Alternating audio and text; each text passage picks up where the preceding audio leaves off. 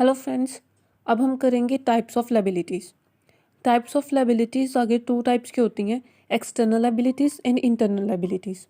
External liabilities कौन सी होती हैं? वो लायबिलिटीज़ होती हैं which is out by the business to the outsiders. That means कि हम बिजनेस के बाहर से अगर हम कुछ पैसा जो है उधार पर लेते हैं तो वो हमारी एक्सटर्नल लायबिलिटीज़ हो जाती है, क्योंकि वो बिजनेस के बाहर से होती है, फ्रॉम आउटसाइडर्स। क्लियर? और इंटरनल लायबिलिटीज़ क्या होती हैं? जो बिजनेस के अंदर से, मतलब ओनर के थ्रू हो। बिकॉज बिजनेस जो है वैसे तो ओनर का है, क्योंकि ओनर उस बिजनेस को चलाता है, उसने शुरू किया है। लेकिन बिजनेस में, अकाउंटिंग में क्या होता है, बिजनेस और बिजनेस ओनर को, यानी कि बिजनेसमैन को अलग अलग ट्रीट किया जाता है। बिजनेस की अपनी एक सेपरेट एंटिटी होती है, उसकी अलग पहचान होती है, और बिजनेसमैन को उसके साथ इंक्लूड नहीं किया जाता, उसे अलग समझा जाता है। तो जो पैसा वो बिजनेस में लगाता है तो वो बिजनेस की लायबिलिटी बन जाती है कि वो उसको वापस करे। तो जो पैसा बिजनेस का ओनर बिजनेस में लगा रहा है वो भी बिजनेस की लायबिलिटी होगी, बट वो इंटरनल लायबिलिटी हो जाएगी।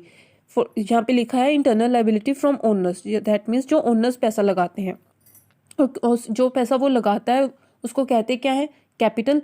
और जो प्रॉफिट आता है वो उसमें इंक्लूड होके उसको इंक्रीज कर देता है। तो इंटरनल लायबिलिटीज कौन सी हो गई? कैपिटल प्लस प्रॉफिट, जो कि ओनर से मिलती है हमें। और एक्सटर्नल लायबिलिटीज वो हो गई जो हम बिजनेस के बाहर से अरेंज करते हैं। अब जो बिजनेस के बाहर से अरेंज करते हैं वो आगे तीन तरह की होती हैं: non current liabilities, current liabilities and contingent liabilities.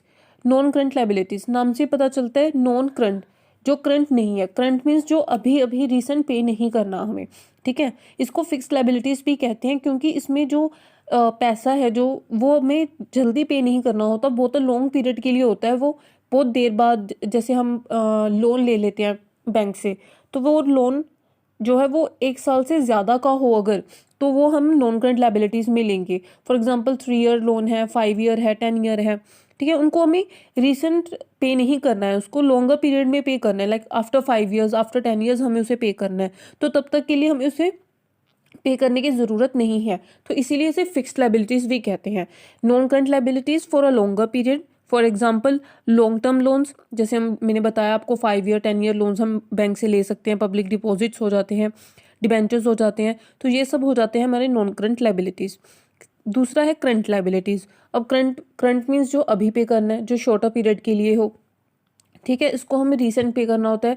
Recent मतलब 1 साल के अंदर अंदर, 1 साल के अंदर अंदर कभी भी। फॉर एग्जाम्पल अगर हमने लोन लिया है पर वो लोन हो 6 मंथ्स का, 8 मंथ्स का, मतलब 1 साल तक के अंदर अंदर हम उसे पे करना होता है, उनको हम कहते हैं करंट लायबिलिटीज़। इसको current liabilities for shorter period के लिए। और इसकी जो एग्जांपल्स हो जाती है, फर्स्ट एग्जांपल आ जाती है क्रेडिटर्स। क्रेडिटर्स कौन होते हैं? हमने पहले एक वर्ड पढ़ा था, डेटर्स, पढ़ा था ना, डेटर्स। तो डेटर्स कौन थे? डेटर्स वो लोग थे जिनको हमने उधार दिया था, ठीक है। हमने उधार पर चीज़ें दे दी थी, वो हमें पैसा बाद में हमको वापस करके जाएंगे, तो वो हो गए डेटर्स। क्रेडिटर्स वो होते हैं जो उधार पे चीज़ें देते हैं।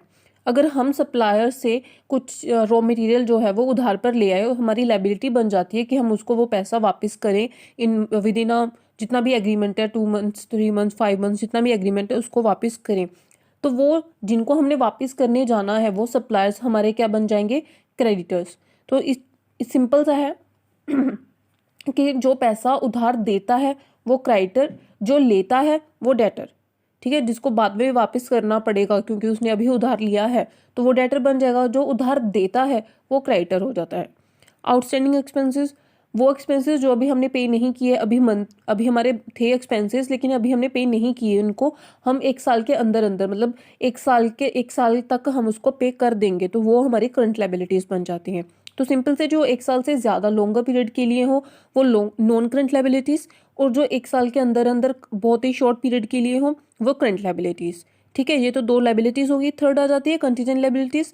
ये अनसर्टेन लायबिलिटीज़ होती हैं। अनसर्टेन मीन्स ये पता नहीं होता कि ये लायबिलिटी फ्यूचर में होगी या नहीं होगी, क्योंकि ये किस पे डिपेंड करती है? फ्यूचर इवेंट पे डिपेंड करती है। फ्यूचर में ये लायबिलिटी बन भी सकती है हमारी, नहीं भी बन सकती। फ्यूचर में हमें पे करना भी पड़ सकता है, और ज़रूरी नहीं है कि करना ही पड़े, मे बी हमें ना करना पड़े। तो ये अनसर्टेन लायबिलिटी है, मतलब ये हम फिक्स नहीं कर सकते कि ये लायबिलिटी होगी भी या नहीं होगी। फॉर एग्जाम्पल कोई फाइनेंशियल केस है, वो पेंडिंग है, हमारे बिजनेस के अगेंस्ट एक केस चल रहा है और वो उसका जो डिसीजन है वो अभी पेंडिंग है, ठीक है, अभी डिसीजन आया नहीं, तो फ्यूचर में आएगा डिसीजन। तो फ्यूचर में वो जो डिसीजन है वो हमारे अगेंस्ट भी हो सकता है, हमारे फेवर में भी हो सकता है।